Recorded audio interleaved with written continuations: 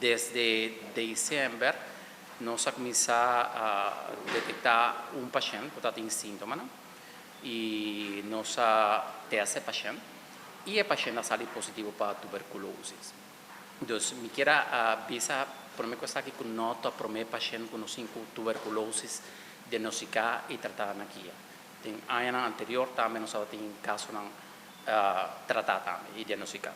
Então, o caso que não particularmente é caso zero que nós podemos de ano que não, agora diagnosticar, agora isolar, agora tratar desde o ponto de vista de isolação e ponto de vista de comunicação com a entidade de maneira especialista de hospital, Dr. Becker, e com parte de DBZ, com toma outra medida para contact tracing de detenido que está infectado.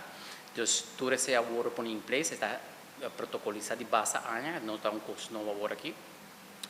Não está com informação bem acerca agora aqui, então não está priorizado sempre, o qual está contenção desse tratamento diagnóstico de pessoa, prometo nós temos visa panorama geral de lo qual nós temos atualmente, com panorama geral de lo qual está sucedendo.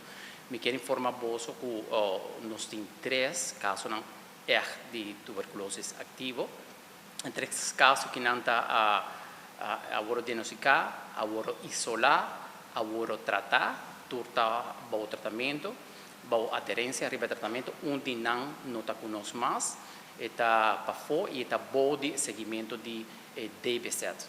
E está observado o dia com seu remédio na agora bebi, mesmo que o paciente que nós aqui que está bebe seu remédio na também.